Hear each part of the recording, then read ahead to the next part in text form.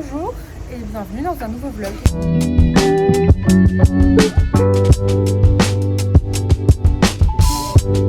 Je suis actuellement à l'arrêt de bus, en train d'attendre mon bus forcément. Je vais dans mon café préféré, je vais vous montrer, j'adore cet endroit. Chaque fois que je suis à Nîmes, je vais dans ce café. Et ensuite je vais à la salle de sport parce que j'ai pris un abonnement chez Basic Fit il y a un mois et quelques. C'est un petit peu perturbé puisque je suis entre 40 logements en même temps. Donc il y a des endroits où je peux pas aller à la salle parce qu'il n'y en a pas assez proche, mais il y a des endroits où quand je suis dans une assez grande ville, disons, c'est faisable. Donc c'est ce qu'on va faire aujourd'hui. J'essaie d'alterner entre pilates et muscu et depuis que je fais ça, je suis très satisfaite parce que je reprends en force avec la muscu et je continue de garder le côté souplesse, le côté relaxation, le côté muscle plutôt profond avec le pilate. Enfin, je trouve que ça n'a vraiment rien à voir. Le travail n'est pas du tout le même. Donc voilà, je garde les deux et puis voilà. J'ai pris ce que je prends absolument à chaque fois, c'est-à-dire un cookie de ouf, ils appellent ça. Donc c'est de la glace avec du cookie et un coulis de caramel. Enfin, c'est absolument délicieux. Et j'ai pris aussi une infusion au gingembre. Et on va bosser.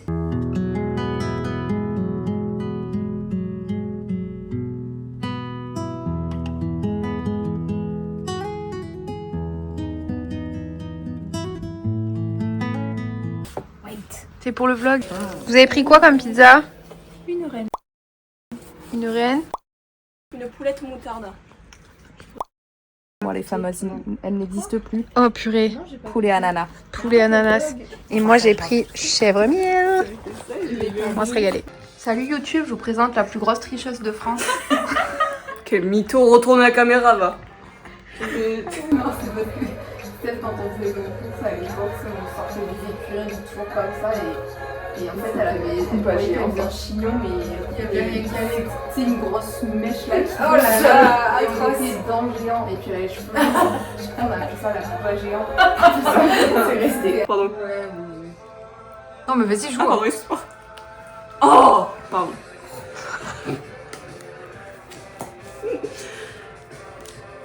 Et toi?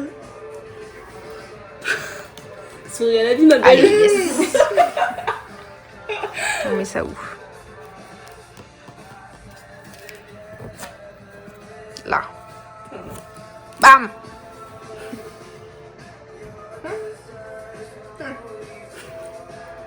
Salut. Oh, le seum.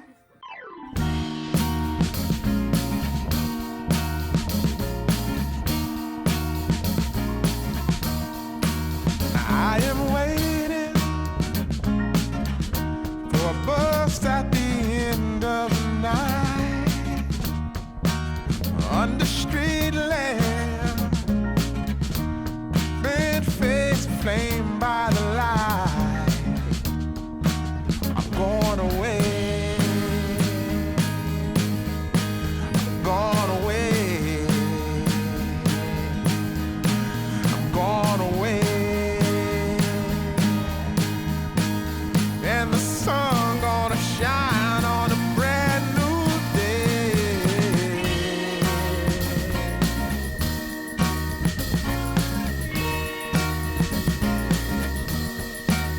Must be somewhere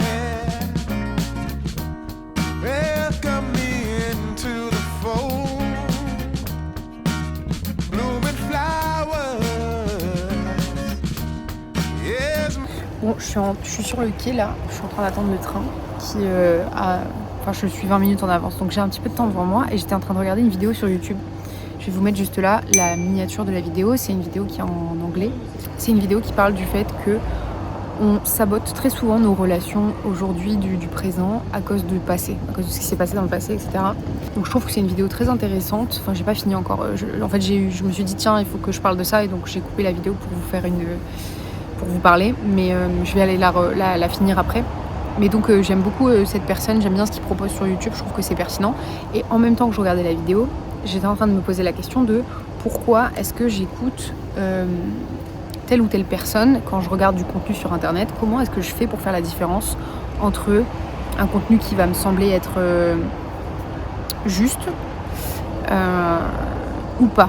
Par exemple, il y a des gens pour qui le fait de la façon dont ils font le tri entre ce qu'ils voient sur internet, parce que sur internet il y a tout et rien, hein, donc tu peux très bien gober des bonnes infos comme des mauvaises.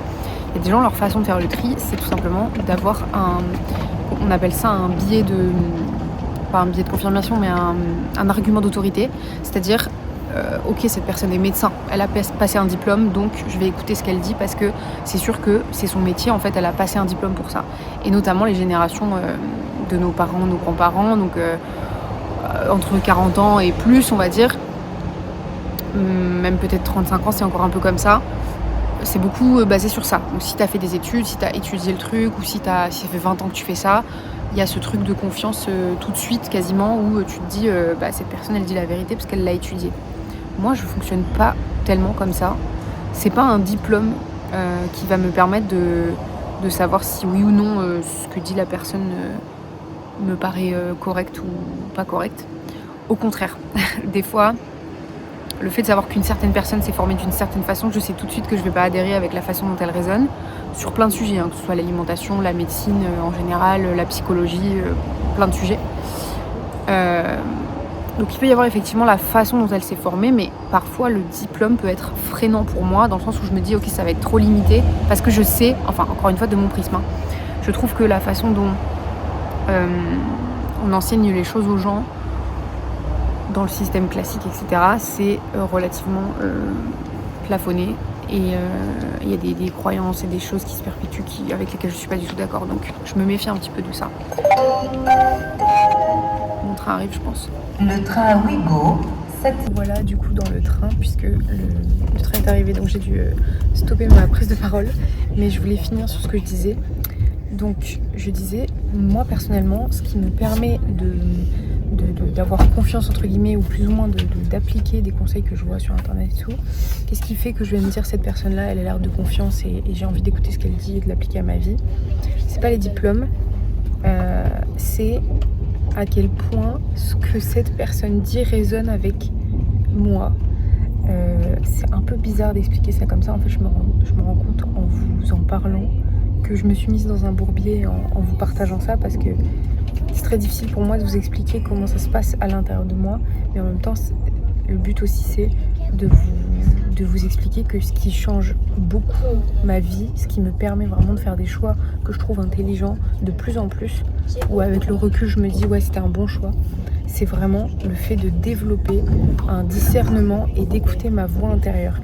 Et ce que je voudrais préciser par rapport à ça, c'est que souvent la petite voix intérieure, c'est pas forcément la voix qu'on a le plus envie d'écouter. C'est souvent une petite voix qui va nous dire de faire quelque chose, de prendre une décision qui n'arrange pas forcément notre confort, qui n'arrange pas forcément notre... Mais c'est très très subtil parce que en fait on a plein de biais qui sont liés à notre enfance, notre éducation, la façon dont on a été élevé, nos traumas, etc. On a plein de biais. Et c'est pour ça que plus tu fais une thérapie, plus tu affines un petit peu ton regard sur les choses et ton discernement, puisque tu te débarrasses un petit peu de ce qui t'appartient pas en fait, et de tes mécanismes de prise de décision qui ne t'appartiennent pas. D'ailleurs, c'est ce dont parle entre autres la personne de la vidéo que je vous ai vue juste avant. Mais donc je disais ouais, l'intuition, vraiment, comment je me sens quand j'écoute cette personne parler, à quel point le discours, j'entends le même discours de la bouche de personnes qui ont fait des trucs que je trouve inspirants. Par exemple, s'il y a 1, 2, 3, 4 personnes dont j'admire le parcours, coucou le contrôleur, qui ont le même discours sur un sujet, je vais commencer vraiment à beaucoup plus m'intéresser à ça en me disant c'est des gens dont j'apprécie la façon de voir la vie, j'ai un petit peu cette façon de voir la vie aussi, donc je vais creuser leurs propos. Et à contrario, je n'hésite pas à remettre en question ce que des gens que j'apprécie disent, dans la mesure où personne n'est parfait, personne n'a... Puis au-delà de perfection, on a tous des visions de la vie qui sont différentes sur plein de sujets, donc c'est pas parce que j'apprécie une personne et ce qu'elle dit, que ce soit quelqu'un sur internet ou dans la vraie vie, que je vais forcément boire ses paroles dans tous les domaines de la vie. Et c'est à ça que sert le discernement. C'est super important. Qu'est-ce que tu nous fais là? On dirait que je fais la pub. C'est le cosy rétro. Oui. Genre c'est stylé, tu peux t'exprimer avec les couleurs. C'est super intéressant. Ouais. Du coup là je cherche lequel je vais faire. Ok. Je pense que je voulais faire ça, ouais, je voulais faire les vidéos. Trop bien. Certains le savent, j'ai vécu à Nice pendant près de 2 ans avant de m'expatrier quelques mois en Andorre. Aujourd'hui, je suis de nouveau en recherche de l'endroit où je vais poser mes valises. Alors revenir ici, c'est forcément chargé de souvenirs. J'y retrouve ce que j'adore et puis aussi ce que j'aurais préféré oublier.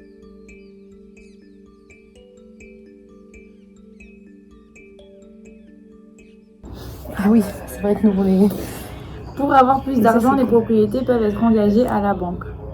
Qu'est-ce que c'est tout ça? Valeur hypothécaire durable, ça va me ramener dans mes années d'immobilier, ce truc. J'avoue.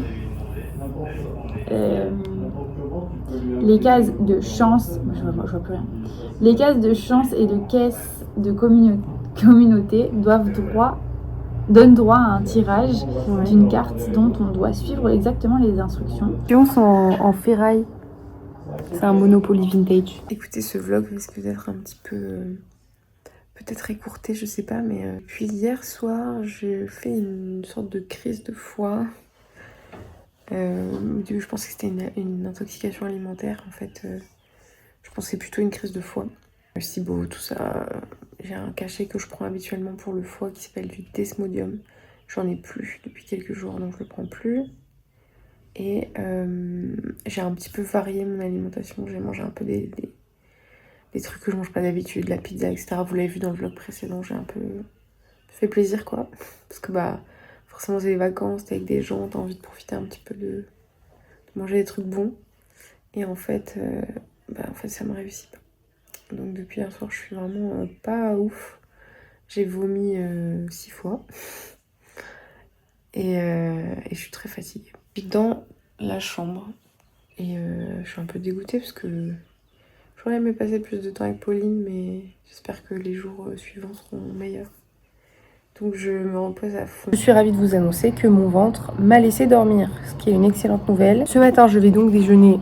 Je vais reprendre tout doucement la nourriture avec un kiwi, un œuf et une tranche de pain sans gluten, et toujours évidemment accompagné de mon infusion au gingembre, puisque ça c'est magique chez moi en tout cas.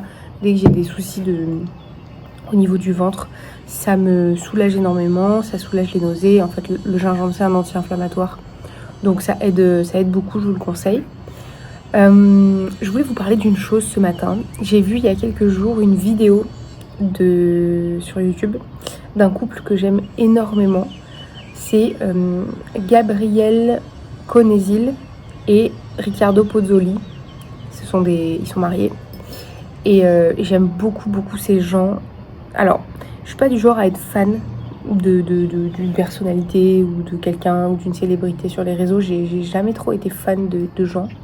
Mais il y a des personnalités que j'apprécie beaucoup, même si je connais pas encore une fois toute leur vie. On ne sait jamais vraiment ce que sont et ce que font les gens en dehors de la caméra et des réseaux. Mais il y a comme ça vraiment quelques personnalités, ça se compte sur les doigts d'une main, et encore, qui je trouve à travers l'écran, on voit qu'il y a une vraie sincérité et que la mentalité est bonne, si je puis dire. Et ce couple-là en fait complètement partie. Je vais vous mettre juste là la capture d'écran de la vidéo. Et je voudrais vous en parler un petit peu parce que le sujet des relations, du mariage, de comment on fait pour être bien dans le couple et tout, c'est un sujet qui nous concerne tous. Ma problématique à moi, souvent, c'est que j'ai tendance à me conformer un petit peu trop à la personne que je rencontre et à faire beaucoup de concessions par rapport à mes besoins à moi et à ce que j'ai envie de vivre dans ma vie. Voilà, j'ai tendance à beaucoup faire de concessions pour maintenir la relation, pour que la relation fonctionne et qu'elle soit maintenue finalement, plutôt que de dire non bah là ça me convient pas, t'as le droit d'être comme t'es, mais moi je suis pas comme ça et je veux pas ça, donc ça va juste pas marcher. C'est quelque chose que j'avais énormément de mal à faire jusqu'à maintenant parce que j'ai une blessure d'abandon qui est assez conséquente, donc, et c'est quelque chose que j'ai travaillé encore une fois avec ma psy. Mais du coup ce couple là, Gabrielle et Riccardo, je les trouve, vous verrez dans cette vidéo de toute façon si vous allez la voir, je trouve qu'ils ont vraiment trouvé, ils ont l'air de s'être très bien trouvés, dans le sens où ils ont l'air d'avoir des défauts, comme tout le monde, et c'est une bonne chose, c'est un bon signal je trouve, que les gens montrent leurs défauts, qu'ils ne soient pas mal à l'aise avec ça, qu'ils ne soient pas qui soient pas contre le fait de dire bah moi oui c'est vrai je suis comme ça et toi oui c'est vrai t'es comme ça mais je t'aime quand même. C'est un peu ce truc de ils ont réussi à trouver entre eux un équilibre faisant que les qualités de chacun sont valorisées et les défauts de chacun ne sont pas un problème, un énorme problème dans la relation. Alors ça c'est vraiment un point de vue que j'ai moi en tant que femme par rapport à Gabriel et Ricardo, etc. Quand je vois la façon, encore une fois sur internet, dont se comporte Ricardo avec Gabriel, eh bien je me dis ok, c'est un petit peu mon couple exemple. Vous savez, des fois on a des couples comme ça qu'on prend pour exemple et on se dit purée, eux s'ils se séparent, je crois plus en l'amour. Bon, j'irai pas jusqu'à dire ça, mais j'avoue que ces derniers mois j'ai commencé à douter sérieusement de l'intérêt d'être en couple, d'avoir une relation avec quelqu'un. Et parce que grosse déception, voilà, un peu chagrin, donc difficile. Mais je crois que ce couple, c'est un des couples qui me fait me dire ok, ça vaut peut-être le coup quand on arrive à trouver le bon partenaire et surtout la personne avec qui on peut grandir et avec qui on peut tout simplement se dire les choses honnêtement et surtout ce Ricardo, je trouve qu'il met la barre assez haute en termes de standards dans la façon dont il traite Gabriel. Il a l'air d'être relativement à l'écoute, relativement présent. Pourtant, c'est un homme qui travaille beaucoup, qui a ses projets, etc. Encore une fois, on n'est pas dans le privé du couple. Mais du coup, en voyant ça, je me suis dit, ok, en fait, ça existe. Il y a des gens qui vivent ce type de relation-là. Et il y a des hommes qui sont capables d'atteindre tes standards. En termes de... Et moi, je sais pas des standards en termes de tu dois gagner tant par mois, tu dois... Voilà. C'est pas sur ce prisme-là, c'est plutôt les standards en termes d'intelligence émotionnelle, de connexion et de l'envie de grandir ensemble, la capacité à être dans une démarche de remise en question assez régulièrement à deux, que ce soit pas toujours la même personne qui se remette en question ou toujours la même personne qui décide de faire des efforts parce que j'ai trop donné et je ne donnerai plus à ce point-là. Et comment est-ce qu'on fait concrètement pour... Une fois qu'on commence à rentrer dans une relation ou qu'on fréquente quelqu'un ou que machin, comment est-ce qu'on fait pour réussir justement à s'observer et à savoir à quel moment est-ce que les limites qu'on a pour nous, les besoins qu'on a, comment savoir quand est-ce qu'ils sont franchis, quand est-ce que on n'est pas respecté dans nos besoins et dans nos limites. Peut-être que pour certains ça coule de source et c'est tant mieux. Pour les gens qui n'ont pas l'habitude de s'écouter et qui n'ont pas forcément appris à connaître leurs besoins, c'est quelque chose de très compliqué parce que on sait, ou qui n'ont pas forcément eu par exemple de figure de couple sain sur lequel s'inspirer au niveau des parents, qui n'ont pas d'exemple en fait de ce qui est normal ou pas. Ça peut être un peu compliqué de réussir à jauger, est-ce que là c'est moi qui abuse, est-ce que j'en demande trop, est-ce que mes limites sont normales, est-ce que etc. Et le degré va varier en fonction du vécu de la personne, de ce que la personne accepte. Bon voilà, pour certaines personnes, ça va être par exemple quelque chose de relativement normal, de se taquiner en couple et en s'insultant. Il y a des gens, ça les dérange pas de se dire ta gueule. Voilà, moi je peux pas. Mon mec il me dit ta gueule, tu dégages, c'est très clair. Mais le standard dépend de chacun. Donc ça voilà, c'est à chacun de le fixer. En tout cas, il y a une chose qui m'aide personnellement à savoir si mes limites sont en train d'être franchies ou pas. C'est ce qu'on appelle la métacognition, c'est-à-dire le fait de réussir à dézoomer de la situation et de soi-même, de son comportement. En fait, c'est comme si on ajoutait une troisième personne à la pièce qui était là pour dire « Ok, d'un point de vue extérieur, il est tout à fait neutre. Ok, est-ce que par exemple, si ce que tu es en train de vivre là, si c'était une amie à toi qui le vivait, est-ce que tu l'acceptes, est-ce que tu lui dirais ça a l'air normal et sain et c'est trop cool, ou est-ce que tu lui dirais attention, il y a peut-être quelque chose qui est pas normal. Donc prendre le point de vue d'une amie qui serait là en conseil, même si elle n'est pas là, par rapport à ta propre situation, et voir si tu trouves ça normal ou pas d'un point de vue extérieur. Donc ouais, toute cette partie de vraiment observer les situations. Et la deuxième, ce serait, mais ça, il n'y a pas besoin de flirter avec quelqu'un ou d'être en couple pour commencer à le travailler, au contraire, c'est vraiment cette reconnexion à sa petite voix intérieure et à l'intuition. Donc c'est vraiment ce truc au quotidien, d'écouter à quel moment est-ce que je fais une action qui me sert et à quel moment je fais une action qui me dessert. La difficulté avec ça, c'est que souvent on a tendance à juger une action qui nous sert ou qui nous dessert en fonction de ce qu'on a appris et de ce qui est inculqué par la société comme étant bien ou mal. Par exemple, on va trouver que travailler 9 heures par jour sans s'arrêter, c'est bien. Parce qu'on va dire j'ai fait une journée productive et c'est génial, j'ai bien avancé. Ok, mais est-ce que véritablement pour ton système nerveux, pour ta paix intérieure, pour juste le bon fonctionnement de ton corps et de ton esprit, c'est bon de travailler 9 heures par jour, tous les jours? Pas forcément. Donc c'est ça la complexité selon moi, c'est de réussir à développer un dialogue avec ton intérieur, avec ton corps, avec ton système, sans que ce soit influencé par ce que les autres te disent de faire ou ne pas faire, ce que la société te dit de faire ou ne pas faire. Entraîner ce muscle-là, je vous assure que ça change énormément de choses dans son rapport à soi déjà, mais aussi dans son rapport aux autres. Ça peut être écouter ses limites quand on est malade par exemple. Moi je sais que hier j'étais incapable de faire quoi que ce soit, j'étais vraiment trop fatiguée, donc je suis restée couchée une grande partie de la journée. Je l'ai dit à mon ami qui l'a parfaitement compris, parce que c'est quelqu'un qui accepte les limites des autres, et c'est quelque chose que j'apprécie beaucoup d'ailleurs en amitié et dans les relations en général. Et donc là je me sens respectée. Mais peut-être que dans une autre situation quelqu'un se serait dit ouais je suis malade mais on est en vacances, on est là pour profiter, il fait super beau, donc tant pis, je vais prendre sur moi, je vais pas me reposer, je vais aller faire du bateau ou passer la journée dans les boutiques ou que sais-je, et tant pis. Non, parce qu'en fait, ton corps a besoin de repos. Toutes ces petites choses-là qu'on a tendance à un petit peu mettre de côté, on a tendance à pas trop s'écouter, alors que c'est super, super important. Je vous conseille de le mettre en place, que vous soyez célibataire, en couple, etc. pour réussir à trouver, vous, comment vous fonctionnez, quelles sont les choses les plus importantes pour vous, pour pouvoir ensuite le communiquer à un partenaire. Parce que si vous ne connaissez pas vos limites, vos besoins, vous ne pouvez pas les exprimer et vous laissez facilement la personne empiéter dessus.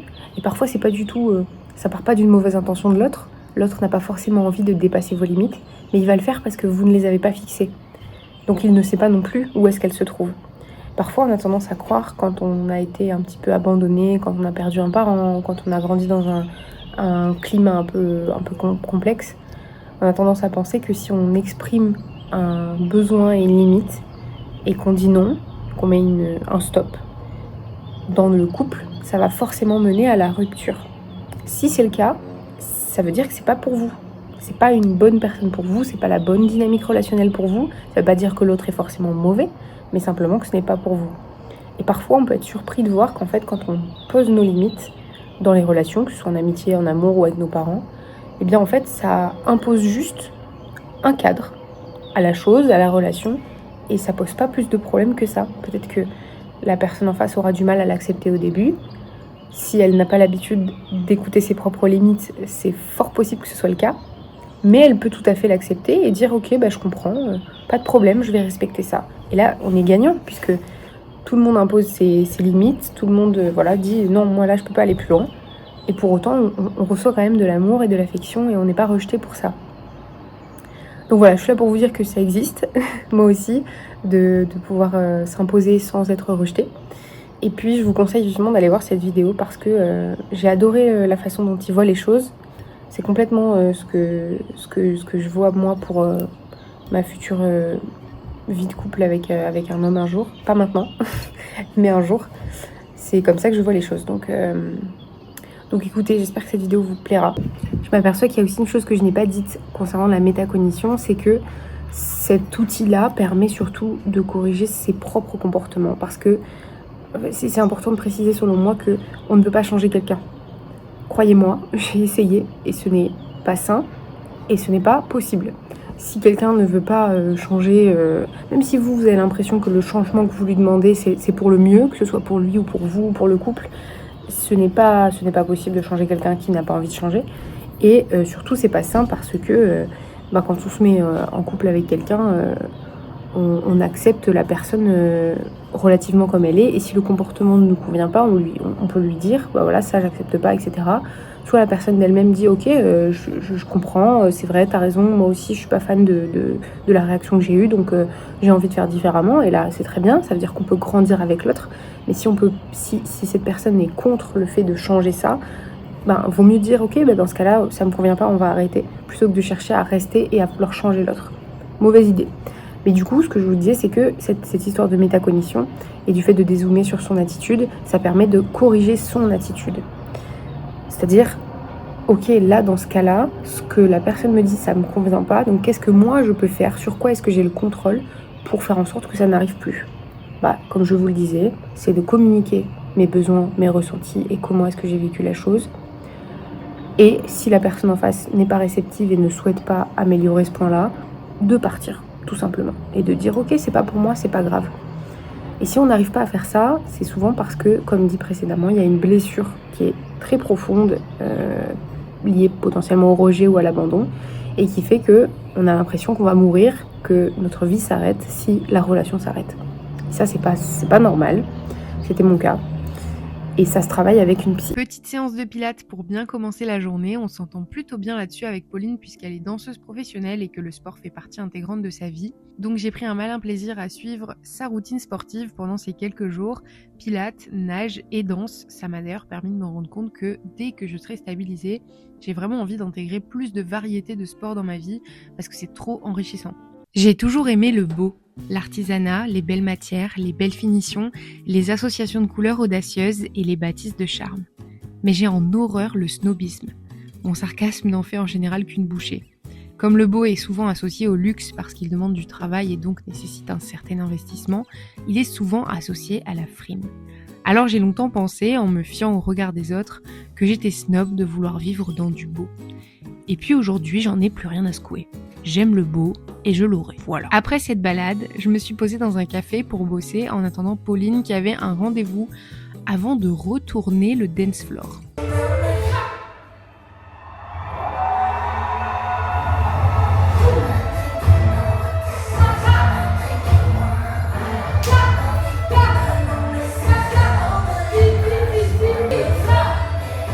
Ce matin, direction Èze, c'est un des seuls villages emblématiques de la côte que j'avais pas visité. Évidemment, je ne fus pas déçue, c'est tout à fait ma came. Les petites maisons en pierre, la vue mer époustouflante, bref, je vous le conseille vraiment si vous venez dans le coin. On a terminé la journée par une balade à Menton, ça aussi ça vaut vraiment le coup si vous venez sur la côte d'Azur. Boat day.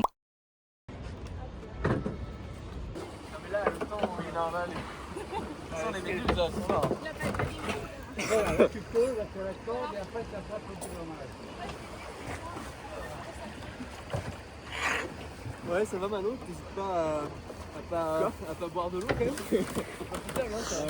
Voilà. Là j'ai en soif. Après tu peux attraper le gouvernail. Quand tu es plus haut, quand il faut être. Voilà. Tu te pousses sur ta jambe gauche. Voilà. Là tu attrapes là par exemple. Le papa de Pauline est professeur, agrégé de lettres classiques et passionné d'histoire-géographie, ce qui lui confère une culture débordante. Il nous a appris énormément sur Monaco et ses environs, comme par exemple l'existence de la prison de Monaco située juste là. Et non, j'ai posé la question, les détenus n'ont pas vu mer depuis leur cellule. Mais c'est aussi un pêcheur invétéré et on en a eu la démonstration. Il y a combien là? Tu remarqueras qu'il n'a pas mordu, il a été accroché. Bref, c'était une trop chouette journée sous le signe de la détente. C'est une catastrophe là. Non, mais si t'as les jambes qui partent. Déjà, Voilà, la bonne sono. Pauline a eu son permis hier. Et c'est la première fois qu'elle conduit seule. Enfin seule, avec moi mais... Avec Mélissa quand même, Voilà. Je compte sur toi. Oui. Ah, ma mère, je sais, elle regarde. Sa maman elle est en haut, elle guette. Elle guette tous les faits et gestes. Allez c'est parti. En plus, je vais enlever ça parce que Ça va te gêner, oui. ça me gêne déjà. J'aurais... Je suis très expérimentée. Alors là, je pense qu'il faut que je recule. Hein. Voilà, là c'est déjà pas mal. Ah voilà, Alors là, petit radar de recul. je recule un peu et après je vais par l'avant. Hein. Ouais, c'est ça. Voilà, dans ce sens-là. Attends, je vais mettre... Ah mais voilà, c'est mieux comme ça.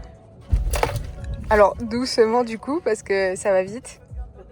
Mais sinon, dans l'idée, Attends. Non, c'est plutôt comme ça. c'est dans ce sens-là, ouais. En vrai, je braque. Voilà. Tu En vois? fait, le truc, il est hyper costaud. Ouais, Et la première fois que t'appuies dessus, genre... ça va c'est très vite. une dinguerie. Le portail s'est fermé. Parce que c'est trop longue. Ouais. Bah, de toute façon, ça bip. Ça bip pas et voilà. Elle est vraiment... Alors, on rouvre le portail. Ouvrir. Allez, ça va le faire.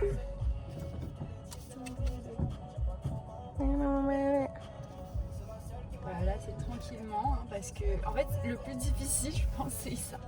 C'est de passer le portail? Bah, c'est vrai qu'il est hyper étroit ce portail. Et c'est voilà. Ouais, serre un peu plus à droite, mais en vrai c'est pas cata.